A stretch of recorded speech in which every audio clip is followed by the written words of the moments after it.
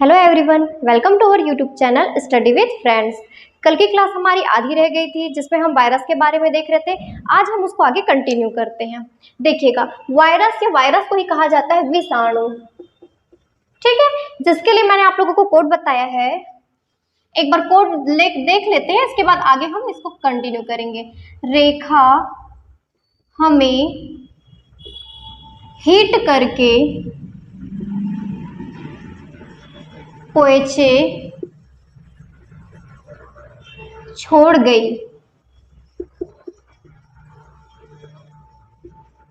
ठीक है। जिसमें ये जो करके है ये साइलेंट था हमारा, ठीक है। जिसे र से क्या था, रेबिस था। ख से खसरा था। ह से हर्पिस था। मे से मेनिंजाइटिस था। ही से आपका था हिपेटाइटिस, या जिसको बोला जाता है जॉन्डिस भी बोला जाता है, या इसी को क्या कहा जाता है, और हिपेटाइटिस को ही पीलिया कहा जाता है, ठीक है। फिर नेक्स्ट है ट, इस पे हम आए थे। हिपेटाइटिस तक कंप्लीट हो गया था हमारा। नेक्स्ट आगे ट में आए थे हम लोग, ठीक है। तो ये जो ट है, इससे क्या होता है, ट्रैकोमा, ट्रैकोमा, ठीक है। ये जो ट्रैकोमा जो है ये क्या होता है, आंख का जो कॉर्निया है इस पे होने वाला रोग है ये, ठीक है। आंख की कॉर्निया पे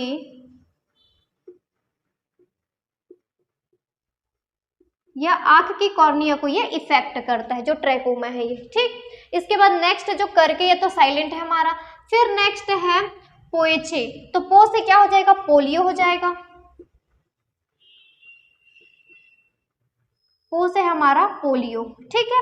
ये जो पोलियो है इसके लिए आप लोगों को एक चीज याद रखना है, इसका अगर कारक या वाहक बोला जाएगा तो पोलियोमेलाइटिस वायरस है, ठीक है। इसके लिए जो है पोलियोमेलाइटिस वायरस, पोलियोमेलाइटिस वायरस, इसका आप लोग को बस नाम याद रख लेना है कि ये जो पोलियो है इसके लिए जो वायरस है इसे कहा जाता है पोलियोमेलाइटिस वायरस, ठीक है। फिर नेक्स्ट क्या है, इसमें एक चीज और आप लोगों को याद रखना है, जो कि केंद्रीय तंत्रिका तंत्र पे इसका इफेक्ट होता है, ठीक है। इसका जो इफेक्ट है या जो प्रभाव है ये सेंट्रल नर्वस सिस्टम या केंद्रीय तंत्रिका तंत्र पर होता है, ठीक। इसके बाद नेक्स्ट है ए से क्या हो जाएगा, एड्स होता है ए से, ठीक है। ये जो एड्स है, देखिए जो हमारा परिसंचरण तंत्र है उसमें एक आपका उसके अंतर्गत एक आता है जिसको बोला जाता है टी लिम्फोसाइड। हमारे जो परिसंचरण तंत्र है इसमें टी लिम्फोसाइड प्रेजेंट रहता है, टी लिम्फोसाइड, ठीक है। ये जो टी लिम्फोसाइड है इसको क्या करता है, इसको निष्क्रिय कर देता है। ये जो एड्स है या एड्स के जो वायरस होते हैं ये हमारे शरीर के परिसंचरण तंत्र में प्रेजेंट टी लिम्फोसाइड को निष्क्रिय बना देते हैं, इसको निष्क्रिय कर देते हैं ये, ठीक है। इसके बाद नेक्स्ट है, इसमें एड्स में बस इतना ही याद रखिएगा कि जो शरीर में जो परिसंचरण तंत्र होते हैं इसमें एड्स के जो वायरस हैं ये टी लिम्फोसाइड को सक्रिय से निष्क्रिय बना देते हैं, इसको चारों ओर से घेर करके, ठीक है। फिर नेक्स्ट क्या है, ए हो गया। इसके बाद नेक्स्ट है च है, ठीक है। चे से आ जाएगा चेचक। ये जो चेचक है इसी को कहा जाता है आपका स्मॉल पॉक्स, ठीक है। चेचक को ही क्या कहा जाता है, स्मॉल पॉक्स कहा जाता है, क्लियर है। तो ये जो चेचक है इसके लिए एक आपका जो वायरस होता है या इसका जो कारक होता है इसको बोला जाता है वेरिओला वायरस, वेरिओला वायरस, ठीक है। इसके बाद चेचक के बाद नेक्स्ट होता है, देखिए छो है, छो से क्या हो जाएगा, छोटी माता। चेचक का हो गया, चेचक को ही क्या बोला जाता है, आपका स्मॉल पॉक्स बोला जाता है। फिर नेक्स्ट है छोटी माता। ये जो छोटी माता, देखो यहाँ पे ये नहीं होना ना स्मॉल पॉक्स से ये छोटी माता में आएगा, ऐसा नहीं है। चेचक को बोला जाता है स्मॉल पॉक्स और जो छोटी माता है इसी को बोला जाता है चिकन पॉक्स, ठीक है। ये जो चिकन पॉक्स है इसके लिए, जैसे चेचक के लिए या स्मॉल पॉक्स के लिए वायरस क्या था, वेरियोला वायरस था, वैसे ही छोटी माता के लिए जो वायरस है इसका नाम है वेरिसीला वायरस, वेरिसीला वायरस। ठीक है, इसमें और कुछ आपको नहीं याद रखना है। पोलियो हो गया, देखो स्टार्ट कहाँ से किया, ट्रैकोमा से स्टार्ट किया। ट्रैकोमा में क्या होता है, आंख की कॉर्निया में इफेक्ट करता है ये। इसके बाद नेक्स्ट है पोलियो। ये जो पोलियो है इसमें एक वायरस जो है जिसका नाम है पोलियोमिलाइटिस वायरस। ठीक है, और ये क्या करता है, इफेक्ट किस में करता है, केंद्रीय तंत्रिका तंत्र पर इफेक्ट करता है। इसके बाद नेक्स्ट है एड्स। एड्स में क्या होता है, जो हमारे परिसंचरण तंत्र में प्रेजेंट रहता है टी लिम्फोसाइट, इसको क्या करता है, इसके प्रभाव को निष्क्रिय कर देता है या इसको निष्क्रिय बना देता है। ठीक है, फिर नेक्स्ट है चेचक, जिसको बोला जाता है स्मॉल पॉक्स। इसके अंतर्गत जो वायरस है इसको कहा जाता है वेरियोला वायरस। ठीक है, फिर नेक्स्ट है छोटी माता या जिसको बोला जाता है चिकन पॉक्स। इसमें जो वायरस है इसे कहा जाता है वेरिसीला वायरस। क्लियर है यहाँ तक। इसके बाद नेक्स्ट है, दो हमारा बच गया ग और ई। ठीक है, इसको मैं आगे इधर बता देती हूँ। देखिए ये जो ग है इससे होता है गलसुआ, जिसको इंग्लिश में बोला जाता है मम्स। ठीक है, गलसुआ जो है इसमें क्या होता है, एक पैरोटिड ग्रंथि होती है, पैरोटिड ग्रंथि। ये पैरोटिड ग्रंथि पे इफेक्ट करता है। जो पैरोटिड ग्रंथि है ये अगर देखा जाएगा हमारे बॉडी में, ये किस प्रकार की ग्रंथि है, एक प्रकार की ये लार ग्रंथि है। तो पैरोटिड ग्रंथि में क्या होता है, सूजन आ जाता है। इसकी वजह से जो गलसुआ है इसकी वजह से पैरोटिड ग्रंथि जो कि एक प्रकार की लार ग्रंथि है इसमें सूजन आ जाता है। क्लियर है। इसके बाद लास्ट है इन्फ्लुएंजा। इन्फ्लुएंजा। ठीक है, ये जो इन्फ्लुएंजा है अगर इसके लिए वायरस देखा जाएगा तो इन्फ्लुएंजी वायरस होता है एक। इन्फ्लुएंजी वायरस की वजह से इन्फ्लुएंजा होता है। इसमें और ज्यादा कुछ पढ़ने का नहीं, बस नाम याद रखिएगा। क्लियर है। इसके अलावा जो मैंने आपको पीलिया बताया ना, हेपेटाइटिस, वो आपको याद रखना इंपॉर्टेंट है कि कितने प्रकार का होता है, कौन कौन सा खून के संक्रमण से फैलता है, कौन कौन सा पानी से फैलता है। क्लियर है यहाँ तक। अब क्या है, इतनी चीजें आप समझ लिए, आपको वो कोड याद है, उसको आप डिकोड कर लिए, मतलब आप उसमें पहचान पाएंगे, उसमें आप क्लासिफाई कर पाएंगे कि कौन सा विषाणु है या कौन सा बैक्टीरिया होता है, कौन सा आपका जीवाणु है या कौन सा आपका वायरस होता है। क्लियर है ये चीजें। ठीक है, जो इसको देखिएगा, अगर हिंदी में दिक्कत जाता है, जैसे एक चीज याद रख रहे हैं, अगर आप वायरस याद रख रहे हैं तो आपका अगर हिंदी में उसको क्या दिया, विषाणु बोलते हैं उसी को, तो अगर विषाणु नहीं याद आ पाता है, क्योंकि कई लोग कंफ्यूज रहते हैं कि विषाणु और वायरस क्या है, दोनों एक ही चीज है या नहीं है, तो आप इंग्लिश वाला पोर्शन देख सकते हैं। आप एक चीज याद रखिएगा, वायरस, वायरस को ही विषाणु कहा जाता है। ठीक है, फिर नेक्स्ट है बैक्टीरिया, बैक्टीरिया को जीवाणु कहा जाता है। तो आपको अगर इसमें से देगा, जैसे ये तीनों चीज दे दिया, ट्रैकोमा दे दिया, पीलिया दे दिया, एड्स दे दिया, अब हो सकता है इसी ऑप्शन में एक चौथा ऑप्शन कोई बैक्टीरिया का डाल देगा और बोलेगा कि निम्नलिखित में से जो कौन सा वायरस है या कौन सा बैक्टीरिया है, तो आप पहचान जाएंगे। ठीक है, उसके अलावा अगर उसके अंदर और डिप जाएगा, तो जैसे ट्रैकोमा क्या होता है, पोलियो में क्या होता है, किसकी वजह से पोलियो होता है, एड्स में क्या होता है, ये सारी चीजें पूछेगा। तो जितना इंपॉर्टेंट है, जरूरी नहीं है ना कि पोलियो में मैंने जितना बताया इतनी चीजें, इसके अलावा और भी चीजें हैं, पर जो फैक्ट है जहां से क्वेश्चन आने की पॉसिबिलिटी है मैं वो चीजें आपको करा रही हूँ, क्योंकि टाइम कम है। अगर मैं इसी टॉपिक को पूरा भर भर के, पोलियो को क्या पूरा एक बोर्ड में मैं बता सकती हूँ, पर कोई मतलब नहीं है अगर वो एग्जाम में नहीं आना है, और सिर्फ एक ही क्वेश्चन के लिए पूरा इतना टाइम क्यों देना। तो जहां से क्वेश्चन ज्यादा बन सकता है वो वाली चीजें अपन करते चलते हैं। ठीक है, इसके बाद नेक्स्ट हम लोग देखिए, वायरस या विषाणु हमारा कंप्लीट हो गया। नेक्स्ट हम करने वाले बैक्टीरिया, इसी को कहा जाता है जीवाणु। ठीक है, चलिए तो नेक्स्ट हम स्टार्ट करने वाले हैं जीवाणु या बैक्टीरिया जनित रोग। ठीक है, जीवाणु या बैक्टीरिया जनित रोग जो है, इसको एक्सप्लेन करने से पहले मैं आप लोगों को एक कोड बता रही हूँ, उस कोड को डिकोड करके जितने भी बैक्टीरिया जनित रोग है ये आप याद कर सकते हैं। ठीक है, तो चलिए पहले इसका कोड देख लीजिएगा। हैटी, कूटी, ये दोनों एक साथ याद रखना है, ये दोनों को एक साथ याद रखना है। ठीक है, हैटी कूटी निप्ले, इनको एक साथ याद रखना है। हैटी कूटी निप्ले टीडी, निप्ले टीडी।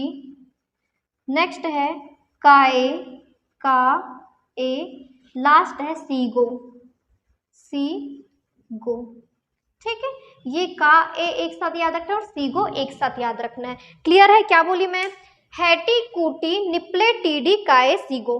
ठीक है, हैटी कूटी 2 टाइम्स 3 टाइम्स बोलेंगे हो जाएगा, और आपको ये याद रखना जरूरी है, इसके अलावा और कोई ऑप्शन नहीं है। अगर एग्जाम क्रैक करना है थोड़ी सी मेहनत करनी पड़ेगी। ठीक है, हैटी कूटी निप्ले टीडी काए सीगो। अब इसको डिकोड करते हैं।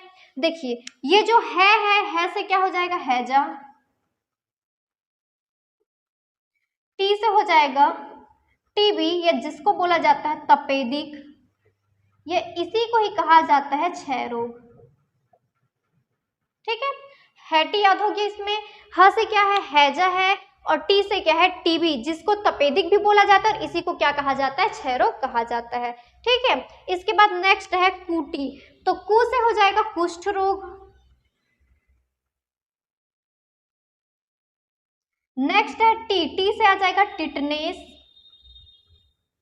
अब ये वो वाला टिटनेस नहीं करना ना कि किसी में लग जा रहा है तो उसमें टिटनेस का इंजेक्शन लगा रहे, ये वो वाला टिटनेस नहीं है। अलग से टिटनेस जो है ये आपका किसका टाइप है? जीवाणु या बैक्टीरिया का एक टाइप है, एक प्रकार का रोग का टाइप है ये। ठीक है, नेक्स्ट है देखिए, हैटी हो गया, कूटी हो गया, है से हैजा, टी से टीबी, जिसको तपेदिक या क्षय रोग भी कहा जाता है।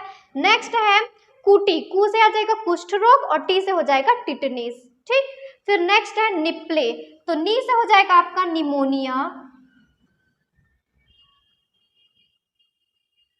प्ले से हो जाएगा प्लेग, निमोनिया और प्लेग। ठीक है, याद होते जा रहा है, साथ में याद करते जाइए। हैटी कूटी निप्ले टीडी, टी से हो जाएगा टाइफाइड, डी से हो जाएगा डिप्थीरिया, डिप्थीरिया। ठीक है, हैटी कूटी निप्ले टीडी, लास्ट का 2 बज गया, काए सीगो, तो का से आ जाएगा आपका काली खांसी, काली खांसी।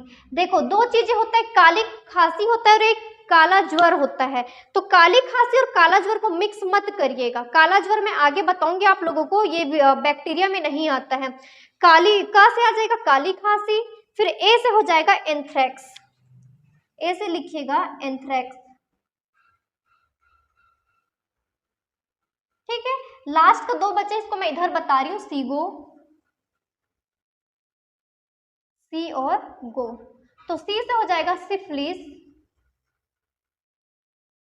और गो से हो जाएगा गोनोरिया। गोनोरिया अगर दे देगा तो भी ठीक है, या तो फिर गोनेरिया कर सकते हैं आप, गोनोरिया या फिर गोनेरिया। क्लियर है यहाँ तक? ठीक, एक बार कोड को फिर से डिकोड कर लीजिएगा। हैटी कूटी निप्ले टीडी काए सीगो, हैटी कूटी निप्ले टीडी काए सीगो, 2 टाइम्स बोल लीजिए, हो जाएगा।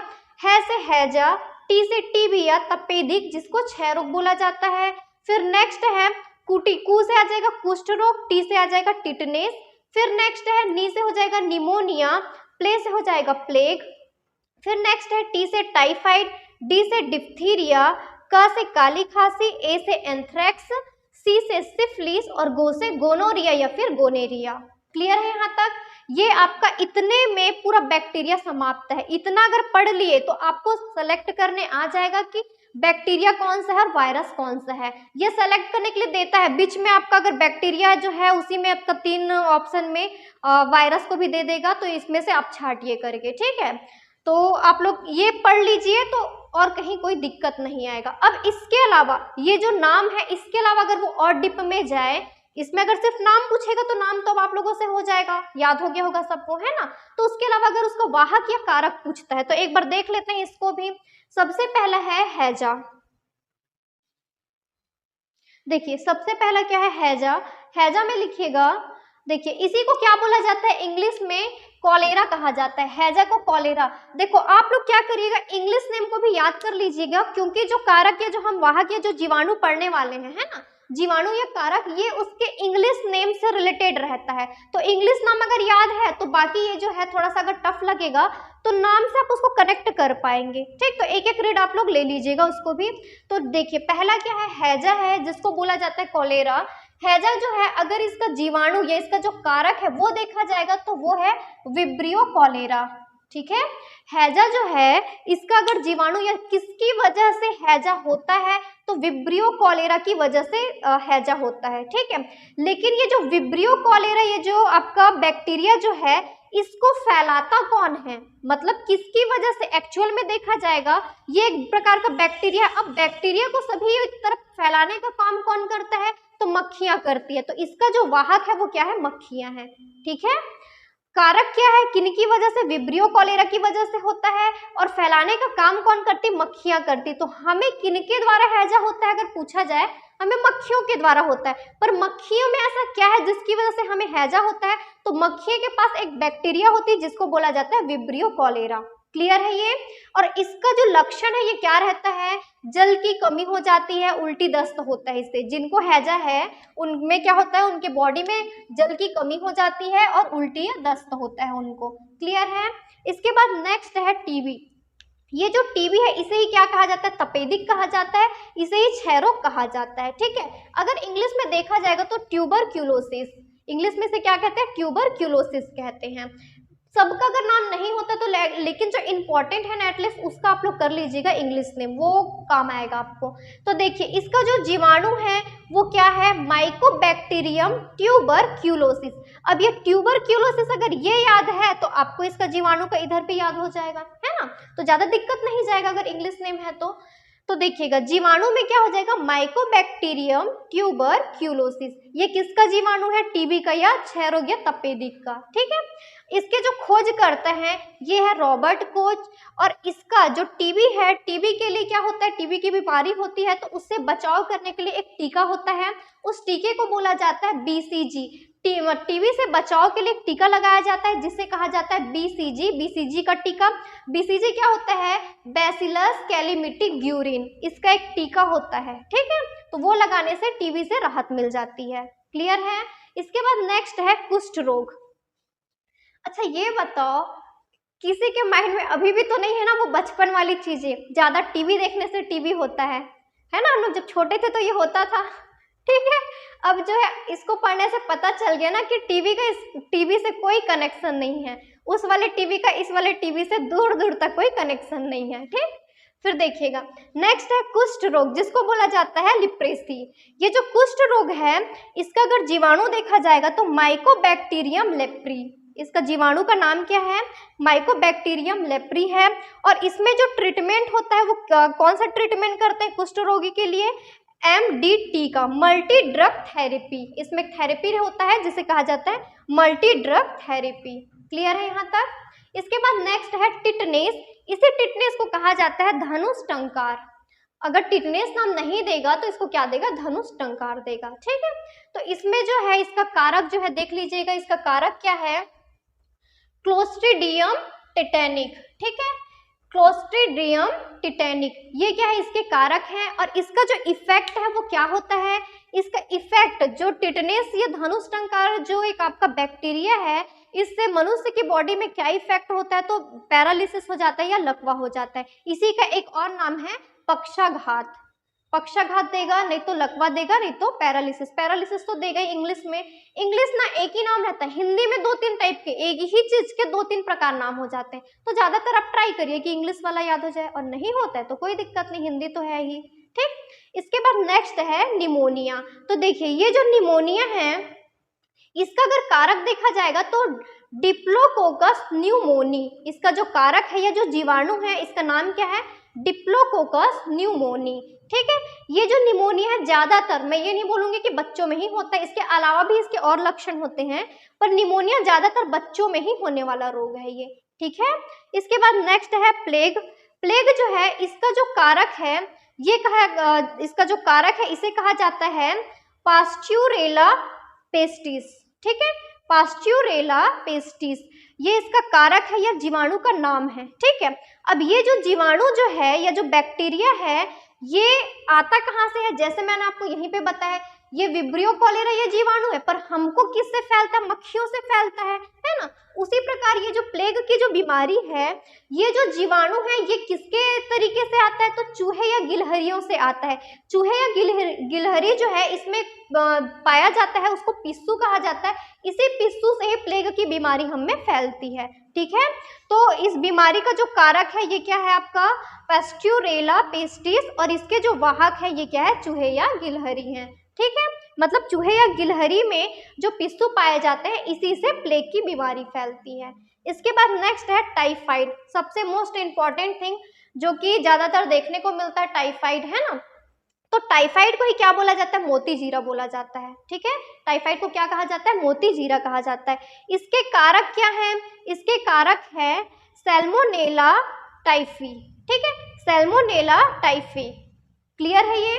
देखिए ये जो सैल्मोनेला टाइफी है इसमें क्या होता है, इसी को एस टाइफी भी कहा जाता है, एस टाइफी भी कहा जाता है।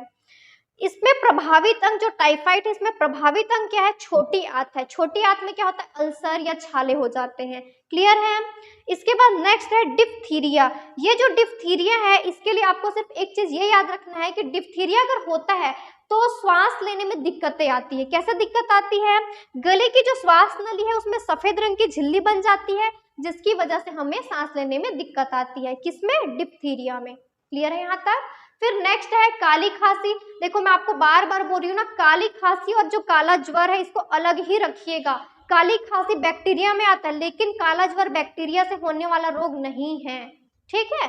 तो काली खांसी में क्या होता है, इसके लिए एक टीका होता है डीपीटी का टीका, ये उतना इंपॉर्टेंट नहीं है, बस याद रखिएगा सीक्वेंस में कि बैक्टीरिया से होने वाले रोग का एक प्रकार का रोग कौन सा है, काली खांसी है, ठीक है। फिर नेक्स्ट है एंथ्रेक्स। ये जो एंथ्रेक्स है ये शाकाहारी पशुओं में होता है, उनमें पाया जाता है ये रोग, और इसका जो कारक है ये है बेसिलस एंथ्रेक्स, ठीक है। इसका कारक क्या है, बेसिलस एंथ्रेक्स है। फिर नेक्स्ट है, ये दोनों को बस आप सीक्वेंस में याद रखिएगा, सिफिलिस और गोनोरिया, ठीक है। सिफिलिस और गोनोरिया भी क्या है आपका बैक्टीरिया से होने वाले रोग है। क्लियर है ये। देखो विषाणु और जो जीवाणु है ये दोनों सबसे मोस्ट इंपॉर्टेंट है क्योंकि दोनों को ही मिक्स करके क्वेश्चन आता है, ठीक है। जितना इंपॉर्टेंट था मैं आपको बता दी हूँ। इसके आगे अगर आपको इसमें और डीप जाना होगा तो आगे आपकी श्रद्धा भक्ति, आप जितना कर सकते हैं बिल्कुल करिए, दिल खोल के करिए, ठीक है। इसके बाद नेक्स्ट हम लोग देखने वाले हैं प्रदूषण से जो होने वाले रोग होते हैं, वो भी इंपॉर्टेंट है। उसमें सिर्फ 4 चीजें बताऊंगी, उतने में आपका बन जाएगा वो, ठीक है। चलिए नेक्स्ट हम करने वाले हैं प्रोटोजोआ जनित रोग। प्रदूषण से संबंधित जो रोग है इसको मैं लास्ट में बताऊंगी, उसको टेंशन मत लीजिएगा, लेकिन वो 4 रोग बहुत इंपॉर्टेंट रहेगा प्रदूषण से संबंधित, ठीक है। उसको लास्ट में बताऊंगी, उसके लिए रुकिएगा। नेक्स्ट स्टार्ट करने वाले हैं प्रोटोजोआ जनित रोग, ठीक है। ये जो प्रोटोजोआ जनित रोग है ये भी बहुत इंपॉर्टेंट है आपका, देखिएगा। इसके लिए कोड याद रखिएगा, सोप पे काम, ठीक है। यह सोपे पे काम कर सकते हैं, आपकी मर्जी, सोप पे काम, ठीक। तो देखिए ये जो सो है इससे क्या हो जाएगा, सोने की बीमारी, प से हो जाएगा पायरिया, पे से हो जाएगा पेचिस, का से हो जाएगा आपका काला ज्वर। ये वही वाला काला ज्वर है जब मैं काली खांसी आपको पढ़ा रही थी उस टाइम पे बोली थी कि दोनों को मिक्स मत करिएगा, तो काला जार या काला ज्वर, ठीक। देखिए सो से सोने की बीमारी, प से पायरिया, पे से पेचिस, का से आ जाएगा आपका काला ज्वर, और म से हो जाएगा मलेरिया, जिसमें से मलेरिया बहुत इंपॉर्टेंट है क्योंकि मलेरिया को कोई ये नहीं जानते हैं ज्यादातर, उसको जीवाणु या विषाणु में ही लेके चलेंगे अगर नहीं पढ़े रहेंगे तो, ठीक है। तो ये जो मलेरिया ये प्रोटोजोआ जनित रोग है, या प्रोटोजोआ से होने वाले रोग होते हैं। तो सबसे पहला सोने की बीमारी, देख लो जिनको जिनको सोने की बीमारी है, जिनको बहुत नींद आती है, तो उनको नींद क्यों आती है, सोने की बीमारी जो है किसकी वजह से होता है, इसका जो वाहक है ये है सीसी फ्लाई, ठीक है। यह सीसी मक्खी के काटने से, ये TSE इसको टी से मत पढ़ेगा, ये टी यहाँ पे साइलेंट होता है, इसको सीसी फ्लाई या सीसी मक्खी कहा जाता है, ठीक। इसका वाहक है, वाहक का मतलब क्या होता है, इसकी वजह से, ये जो सीसी फ्लाई है ना इसकी वजह से, इसके काटने पर ही ये बीमारी स्टार्ट होती है, ठीक है। और उसमें हो सकता है कुछ जो मक्खी जो है उसमें कुछ रहता होगा, वो इफेक्ट किसी और पे है ना, मतलब वो जो चीजें हैं वो मक्खी में आई है और मक्खी के द्वारा हम पे, इसीलिए मक्खी को यहाँ पे वाहक कहा गया है क्योंकि हमको किससे फैल रहा है, सीसी फ्लाई से फैल रहा है, ठीक। इसके बाद नेक्स्ट है पायरिया। ये जो पायरिया है इसका जो कारक है, देखिए कारक अलग होता है वाहक अलग होता है, यहाँ पे हमको वाहक पता है, इसका कारक नहीं पता है। कारक है यहाँ पे एंड अमीबा जिंजेविलिस, ठीक है। पायरिया होने का जो कारण है, इसका जो कारक है ये क्या है, एंड अमीबा जिंजेविलिस, ठीक। पायरिया में क्या होता है, इसका जो लक्षण देखा जाएगा तो मसूड़े से आपका खून आना, मुंह से दुर्गंध आना, ये क्या है, पायरिया के लक्षण होते हैं। ठीक है, इसके बाद नेक्स्ट है पेचिस। पेचिस के लिए इसको जो कारक है ये है and amoeba histolytica. And amoeba histolytica ये किसके हैं, पेचिस के कारक हैं। इसमें प्रभाव किस पे होता है, बड़ी आंत पे इसका इफेक्ट होता है। ठीक है, लार्ज इंटेस्टाइन पे इसका इफेक्ट होता है। इसके बाद नेक्स्ट है कालाजार। ये जो कालाजार है इसका वाहक है बालू मक्खी। देखिए यहाँ पे क्या है, सीसी मक्खी है। सीसी मक्खी किसके लिए, सोने की बीमारी के लिए है, और कालाजार के लिए जो वाहक है ये क्या है, बालू मक्खी है। ठीक है, इसमें बहुत ज्यादा फीवर आ जाता है। नेक्स्ट है मलेरिया। मलेरिया के लिए वाहक देखिएगा प्लाज्मोडियम, ठीक है, या फिर मादा एनाफिलीज। ये दोनों है ना, या फिर नहीं, दोनों है, जरूरी नहीं है दोनों ऑप्शन में मिले, कोई एक मिल सकता है, कोई एक नहीं मिल सकता है। ठीक, तो मलेरिया के लिए वाहक क्या है, प्लाज्मोडियम और मादा एनाफिलीज। ठीक, अब यहाँ पे ये जो 4 चीजें बताई हूँ मैं, ये मलेरिया का एक टाइप होता है। ठीक है, मतलब जैसे प्लाज्मोडियम फैल्सीफेरा ये आपका ब्रेन में होने वाला मलेरिया होता है ना, वैसे इसी प्रकार के बाकी भी मलेरिया है। एक बार टाइप्स को पढ़ लीजिए, अगर डीप में जाके पूछेगा तो पूछ देगा वो। प्लाज्मोडियम फैल्सीफेरा है पहला, दूसरा है प्लाज्मोडियम वाइवेक्स, तीसरा है प्लाज्मोडियम ऑक्जेल, और लास्ट है प्लाज्मोडियम मलेरी। ठीक है, ये 4 टाइप मलेरिया का है। क्लियर है, ये आपका प्रोटोजोआ जनित रोग समाप्त हो गया। यहाँ पे देखिएगा सोप पे काम, इसको तुरंत याद करते चलिए ना, इसको नोट करके सहेज के रखने के लिए नहीं बता रही हूँ मैं, अभी सीजी टेट के लिए बता रही हूँ, तो इसको ऑन द स्पॉट याद करिएगा।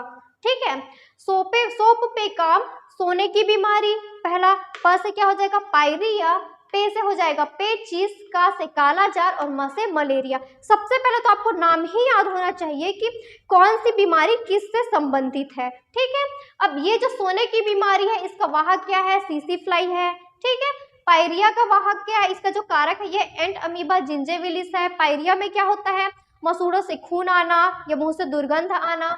नेक्स्ट है पेचिस। पेचिस का कारक क्या है, एंट अमीबा हिस्टोलिटिका है। इस पे इफेक्ट किस पे होता है, लार्ज इंटेस्टाइन पे इफेक्ट होता है या बड़ी आंत पे इफेक्ट होता है। नेक्स्ट है कालाजार, इसका वाहक है बालू मक्खी। लास्ट है मलेरिया। मलेरिया का वाहक क्या है, प्लाज्मोडियम और मादा एनाफिलीज। ठीक है, ये बाकी इसके टाइप्स हैं। यहाँ तक क्लियर है। इसके बाद नेक्स्ट देखते हैं कृमि जनित रोग। कृमि जनित रोग में मैं सिर्फ नाम बताऊंगी, ठीक है, क्योंकि अपन क्या करते हैं, ये जो पायरिया है और ये जो फाइलेरिया है ये दोनों पे अपन कंफ्यूज हो जाते हैं। ठीक है, तो पायरिया आपका प्रोटोजोआ से है और फाइलेरिया कृमि जनित रोग है। ठीक है, फाइलेरिया और एस्कारियसिस। ठीक है, फाइलेरिया और एस्कारियसिस, ये जो दोनों किससे होने वाले रोग हैं, कृमि जनित रोग हैं। बस उसका नाम याद रखिएगा, अगर सीक्वेंस में दे दिया तो बन जाएगा। इसके बाद नेक्स्ट है जेनेटिक डिजीज या फिर आपका अनुवांशिक रोग। ठीक है, ये जो अनुवांशिक रोग है इसमें सबसे पहले देखा जाएगा आपका कलर ब्लाइंडनेस। कलर ब्लाइंडनेस या इसी को बोला जाता है रंग वर्णांधता, इसी को बोला जाता है डॉल्टोनिज्म। ठीक है, डॉल्टोनिज्म ये वाला नाम ज्यादातर लोग नहीं जानते हैं, रंग वर्णांधता को ही डॉल्टोनिज्म कहा जाता है। तो देखो क्लियर है, नाम से स्पष्ट है। कलर ब्लाइंडनेस मतलब आपको नहीं दिखना, अंधापन होना, है ना। तो किस चीज का उनको नहीं, क्या चीज उनको नहीं दिखेंगे, कलर नहीं दिखेगी। तो इसमें जो रंग वर्णांधता जो है, ये जो बीमारी है, इसमें क्या होता है, जो पीड़ित व्यक्ति हैं वो रेड कलर और ग्रीन कलर में अंतर नहीं स्पष्ट कर पाता, या ये कलर उनको नहीं दिखता है। ठीक है, रेड कलर और ग्रीन कलर। इसके बाद देखिएगा ये जो रंग वर्णांधता है इसके जो वाहक है ये महिलाएं होती है, और इफेक्ट किस पे होता है, पुरुषों पर इफेक्ट होता है। मतलब महिलाओं से किस में होता है, पुरुषों में ये फैलता है। ठीक है, वाहक महिलाएं होती है पर महिलाओं पे इफेक्ट नहीं हो रहा है, इफेक्ट किस पे हो रहा है, पुरुषों पे इफेक्ट हो रहा है। क्लियर है, लेकिन कुछ कुछ विशेष कंडीशन है जिसपे महिलाओं पे भी इसका इफेक्ट होता है। देखिएगा कैसे विशेष कंडीशन, जैसे कि देखिए यहाँ पे जो मेल है इसमें जो क्रोमोसोम होता है इसमें किस प्रकार का क्रोमोसोम पाया जाता है, XY प्रकार का क्रोमोसोम पाया जाता है, और फीमेल में XX प्रकार का क्रोमोसोम पाया जाता है। ठीक है, तो देखिएगा यहाँ पे ये जो मेल है, अगर कोई किसी फीमेल, क्योंकि फीमेल इसकी वाहक है ना, तो फीमेल पे यहाँ पे है। ठीक, तो देखिए अगर ये जो X क्रोमोसोम मिल रहा है, ये वाला जो है दोनों पे नहीं है ना, सिर्फ एक पे है, तो ये वाला जो X है, ये X क्रोमोसोम और ये वाला X क्रोमोसोम ये मिल रहा है, तो X और X क्रोमोसोम मिलने से फीमेल बनती है ना। तो यहाँ पे फीमेल है, तो क्या यहाँ पे वो जो प्रॉब्लम है वो आया क्या, कलर ब्लाइंडनेस आया क्या, नहीं आया, क्योंकि ये वाला जो क्रोमोसोम है ये मैच नहीं हुआ है ना। तो इसमें क्या रहेगा, ये वाली जो फीमेल है इस पे कोई भी किसी भी प्रकार का कलर ब्लाइंडनेस नहीं आएगा, मतलब इनको कोई प्रॉब्लम ही नहीं आएगा, ठीक है। अब नेक्स्ट जो है, ये जो है वाई क्रोमोसोम और ये वाला एक्स क्रोमोसोम, देखिए ये वाई क्रोमोसोम और ये एक्स क्रोमोसोम, ये वाला क्रोमोसोम जिसमें इफेक्ट है ना, इसके मिलने से अगर देखो X और Y मिल रहा है, मतलब क्या बनेगा, मेल बनेगा, है ना। बनने वाला जो चाइल्ड होगा वो कैसा होगा, मेल होगा। तो यहाँ पे देखिए ये इफेक्ट है, मतलब ये इफेक्ट किस में आ गया, महिला से किस में आया, जो है पुरुष में आ रहा है, ठीक है। महिलाओं से किस में आ रहा है, पुरुषों में आ रहा है, मेल में आ रहा है। तो ये इफेक्ट हो गया, जैसे मैं आपको अभी बताई हूँ, इसकी वाहक महिलाएं होती है, पर इफेक्ट किस पे होता है, पुरुषों पे इफेक्ट होता है। तो देखिए यहाँ पे जो ये जो फीमेल है इनमें है ना, तो इनसे जो बनने वाला जो चाइल्ड है अगर वो फीमेल है तो उसको तो नहीं हो रहा है, लेकिन मेल को हो रहा है। समझ आ रहा है ना ये। अब देखिएगा मैं ये कंडीशन, कौन सी कंडीशन समझाने वाली हूँ, विशेष कंडीशन समझा रही हूँ मैं यहाँ पे, कि विशेष कंडीशन में फीमेल में भी ये होता है। तो कैसे फीमेल में होगा, यहाँ पे देखिएगा जो बनने वाला चाइल्ड है ये कैसा है, मेल है, और मेल में यहाँ पे ऑलरेडी इफेक्ट है, ठीक है, इनको दिक्कतें हैं। अब ये जो है अगर यहाँ पे जो फीमेल है इनको भी प्रॉब्लम है, जैसे ये जो फीमेल है वैसे इनको भी अगर प्रॉब्लम है, तो इनसे जो बनने वाला चाइल्ड है अगर इनके X और ये वाला X और X क्रोमोसोम मिल रहा है, तो बनने वाली जो बच्ची रहेगी वो कैसे रहेगी, फीमेल रहेगी, क्योंकि X क्रोमोसोम के मिलने से X ही बनता है ना, मतलब फीमेल बनती है। तो यहाँ पे देखिएगा ये दोनों में है, मतलब दोनों में आ रहा है, मतलब ये क्या है, फीमेल, फीमेल को भी क्या हो जाएगा, कलर ब्लाइंडनेस हो जाएगा। क्लियर है ये, ठीक है। नहीं समझ में आया होगा तो एक बार और देख लीजिएगा इसको आप लोग, ठीक। तो ये जो फीमेल है इसको यहाँ पे दिक्कत होगा, इसको कैसा दिक्कत होगा, रंग वर्णांधता का दिक्कत होगा। क्लियर है। कब दिक्कत होगा, जब जो मेल है उसको भी दिक्कत है, साथ साथ जो फीमेल है उसको भी दिक्कत है, ठीक है। तो इनको अगर दिक्कत है तो इससे जो बनने वाले जो चाइल्ड है, जो फीमेल है, इसको भी दिक्कत होगा। अगर यहाँ पे रहता तो इनमें भी प्रॉपरली दिक्कत होता। समझ रहे हैं, इसमें दोनों में है, मतलब ये देखिए ये जो साइन बनाई हूं ना, ये किस चीज का साइन है, इनको इफेक्ट है, इनको इफेक्ट हुआ है, ये वाला साइन है ये, ठीक है। बाकी देखिए इसमें कोई साइन नहीं, मतलब इसमें कोई इफेक्ट नहीं है। क्लियर है ये, ठीक। इसके बाद नेक्स्ट देखते हैं हीमोफीलिया। ये पहला क्या है, अनुवांशिक रोग में सबसे पहला हम लोग पढ़ रहे हैं रंग वर्णांधता। अगर ये इतना डीप आपको नहीं जाना तो मत जाइएगा, बस इसमें याद रखिएगा ये जो रंग वर्णांधता है इसमें क्या होता है, जो पीड़ित व्यक्ति है वो रेड कलर और जो ग्रीन कलर इसमें भेद नहीं कर पाते हैं, या उनको ये कलर प्रॉपर नहीं दिखाई देते हैं। इसमें वाहक कौन होती है, महिलाएं वाहक होती है, इफेक्ट किस पे होता है, पुरुषों पर इफेक्ट होता है, लेकिन कुछ विशेष कंडीशन में महिलाओं पर भी इनका इफेक्ट होता है, बस, बाकी इसमें और कुछ नहीं है। फिर नेक्स्ट है हीमोफीलिया। ये जो हीमोफीलिया है इसे क्या कहा जाता है, रक्त स्त्रावण रोग भी कहा जाता है। किसको कहा जाता है, हीमोफीलिया को रक्त स्त्रावण रोग, ठीक है। क्यों रक्त स्त्रावण रोग, स्त्रावण मतलब सेक्रेशन, सेक्रेशन मतलब आपको उसमें फ्लो जो होते रहता है ना, फ्लो हो रहा है प्रॉपर, इसी को सेक्रेशन बोलते हैं, स्त्रावण बोलते हैं। तो हीमोफीलिया में क्या होता है, इसमें जैसे जो पीड़ित व्यक्ति है अगर उसको चोट लग जाती है तो वहां पे, जैसे हमको चोट लगती है तो वहां से ब्लड निकलता है, तो ब्लड कुछ टाइम के बाद ब्लड का निकलना बंद हो जाता है, मतलब वहां पे थक्का जमता है, क्लॉथिंग होता है। तो जिनको हीमोफीलिया का प्रॉब्लम है उनमें क्या होता है, अगर उनको चोट लगता है तो उनमें रक्त का थक्का नहीं जम पाता है, ठीक है, यह जमने में बहुत टाइम लगता है, मतलब उनका जो ब्लड है, ब्लड लगने से जो ब्लड निकलता है वो कंटिन्यू निकलते रहता है, वो नहीं रुकता है। क्यों, क्योंकि उसमें थक्का नहीं जमता है, या बहुत ज़्यादा टाइम लग जाता है रक्त का थक्का जमने में, ठीक है। इसके में जो हीमोफीलिया, इसमें भी वाहक महिलाएं होती है और इफेक्ट किस पे होता है, पुरुषों पे होता है। बाकी जो चीजें एज इट इज इसके जैसा है, किसके जैसा, रंग वर्णांधता के जैसा है, मतलब इसमें जो वाहक है ये महिलाएं होती है और इसका जो इफेक्ट होता है ये पुरुषों पे होता है, ठीक है। और यही सेम इसमें भी विशेष कंडीशन या स्पेशल जो आपका कंडीशन है, महिलाओं पे भी इसका प्रभाव होता है, जैसे इसमें बताई हूँ मैं, एज इट इज ये वाला हीमोफीलिया में भी रहेगा। क्लियर है। इसके बाद नेक्स्ट है टर्नर्स सिंड्रोम। ये जो टर्नर्स सिंड्रोम है इसमें वाहक कौन होती है, महिलाएं होती है, ठीक है। वाहक महिलाएं, और इफेक्ट भी किस पे होता है, महिलाओं पे ही होता है। तो इसमें देखिएगा टर्नर सिंड्रोम में क्या होता है, जो क्रोमोसोम है या जो आपका गुणसूत्र है उसकी संख्या में कमी हो जाती है, एक की कमी हो जाती है। मतलब मनुष्य में जो 46 क्रोमोसोम पाया जाता है ना, उसमें एक की कमी हो जाती है, मतलब कितना हो जाएगा, 45 हो जाएगा। क्लियर है? तो जो महिलाओं में क्रोमोसोम की संख्या है उसमें एक कमी हो जाती है, इसी को टर्नर सिंड्रोम कहा जाता है। इसमें इफेक्ट किस पे होता है, फीमेल्स पे भी होता है। इसमें क्या इफेक्ट होता है, इसमें इनफर्टिलिटी होती है, फीमेल्स में इनफर्टिलिटी आ जाती है। ठीक है, किसके अंतर्गत, टर्नर सिंड्रोम के अंतर्गत।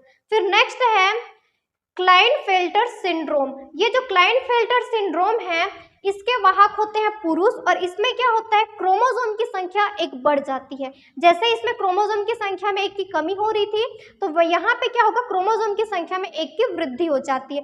46 के क्या हो जाएगा, 47 हो जाएगा। और इसका इफेक्ट किस पे होगा, इसका इफेक्ट मेल पे होगा। क्या इफेक्ट होगा, मेल्स में इम्पोर्टेंसी आ जाती है। ठीक है, मेल्स में क्या हो जाता है, इम्पोर्टेंसी आ जाती है। क्लियर है ये यहाँ तक? इसके बाद अब आपके लिए मैं जो प्रदूषण वाला जो रोग है वो बताने वाली हूँ। ठीक है, फिर अपना लगभग देखो, क्योंकि विषाणु जीवाणु मेन था, इसके अलावा बाकी जो चीजें था वो मैं आपको बता चुकी।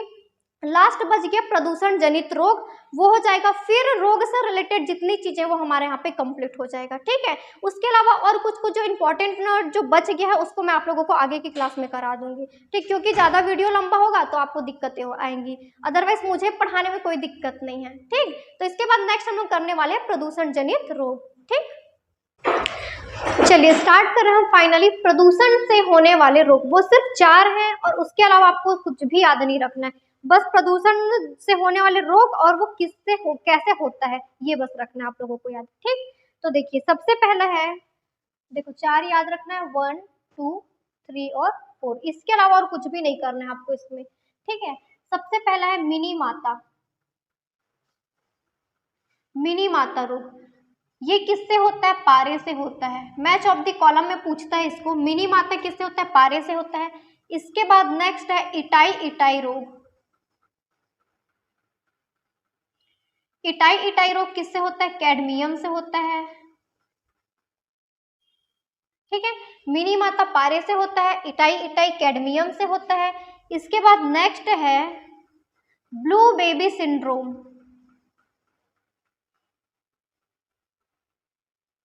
ब्लू बेबी सिंड्रोम ये होता है आपका नाइट्रेट से। किससे होता है ये, नाइट्रेट से होता है। और लास्ट है ब्लैक फुट, ये होता है आर्सेनिक से। ये चारों मोस्ट इंपॉर्टेंट है, सिर्फ सीजी टेट वाले एग्जाम में नहीं, बाकी व्यापम या पीएससी जितने में भी है इसमें मैच ऑफ द कॉलम में इसको पूछता है, बहुत बहुत ज्यादा इंपॉर्टेंट है ये। ठीक है, अगर सीजी टेट में ना भी आएगा सपोज के लिए तो किसी ना किसी एग्जाम में ये काम आएगा आपके। ठीक, देखिए मिनी माता किससे होता है, पारे से होता है। इटाई इटाई किससे होता है, कैडमियम से होता है। ब्लू बेबी सिंड्रोम किससे होता है, नाइट्रेट से होता है। और ब्लैक फुट किससे होता है, आर्सेनिक से होता है।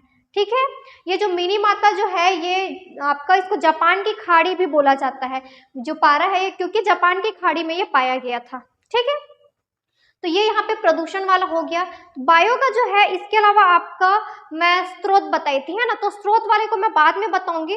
थोड़ा सा मैं आप लोगों को केमिस्ट्री का जो फॉर्मूला है, क्योंकि केमिस्ट्री ऑलरेडी बड़ा सा है सिलेबस, तो उसमें बहुत सारी चीजें आ जाती है, पर उसके अंतर्गत सबसे ज्यादा जो है अगर देखा जाएगा तो फॉर्मूला जो है उससे प्रश्न पूछता है। देखिए कुछ कुछ सूत्र होते हैं। ठीक है, जैसे कि अगर देखा जाएगा, जैसे प्लास्टर ऑफ पेरिस। ठीक है, पहला है plaster of Paris. Plaster of Paris gypsum, ये सबसे क्वेश्चन आता है। Plaster of Paris, plaster of Paris का फॉर्मूला क्या होता है, CaSO4 into 1/2 H2O, CaSO4 into half H2O। ठीक है, इसका अगर रासायनिक नाम देखा जाएगा, प्लास्टर ऑफ पेरिस का रासायनिक नाम calcium sulphate calcium sulphate hemihydrate, hemihydrate, ठीक है, कैल्शियम सल्फेट हेमीहाइड्रेट, ये हो गया आपका प्लास्टर ऑफ पेरिस। इसके साथ आपको याद रखना है जिप्सम को, ठीक है। जिप्सम का फॉर्मूला होता है CaSO4 into 2H2O। देखो यहाँ पे क्या है, CaSO4 into हाफ H2O होता है। जिप्सम का फॉर्मूला होता है CaSO4 into 2H2O। ये दोनों आपको एक साथ याद रखना है, ठीक है। फिर नेक्स्ट है खाने का सोडा, नेक्स्ट है खाने का सोडा। खाने का सोडा इसे कहा जाता है sodium bicarbonate, sodium bicarbonate,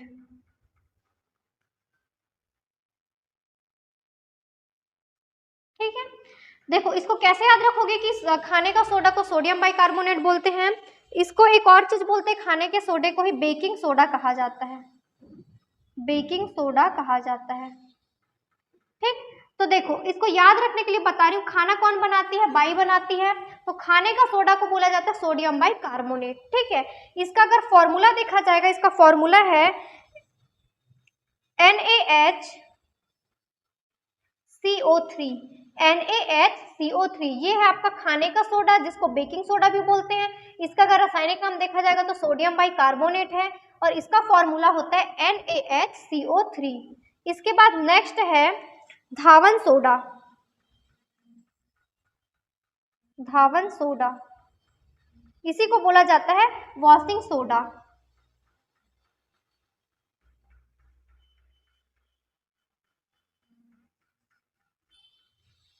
washing soda का फॉर्मूला लिखिएगा। अच्छा देखो, खाने का सोडा सोडियम बाइकार्बोनेट बोलते हैं, तो धावन सोडा को इसका रासायनिक नाम क्या होगा, ओनली सोडियम कार्बोनेट बोलते हैं इसको, ठीक है, सोडियम कार्बोनेट।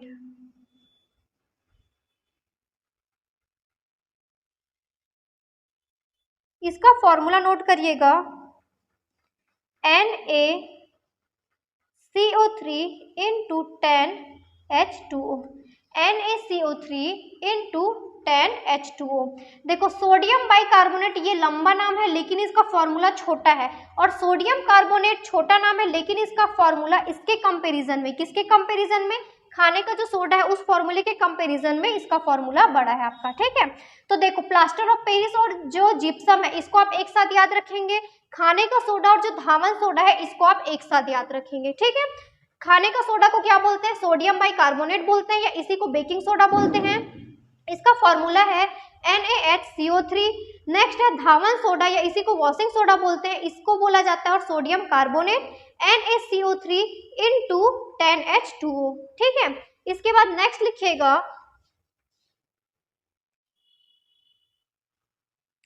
संगमरमर, संगमरमर, संगमरमर को बोला जाता है कैल्शियम कार्बोनेट, कैल्शियम कार्बोनेट, और इसका फॉर्मूला होता है CaCO3, CaCO3, ये हो गया आपका संगमरमर का फॉर्मूला, ठीक है। एक लास्ट और कर लीजिएगा, सिंदूर, सिंदूर का फॉर्मूला होता है HGS, ठीक है, सिंदूर का फॉर्मूला होता है HGS।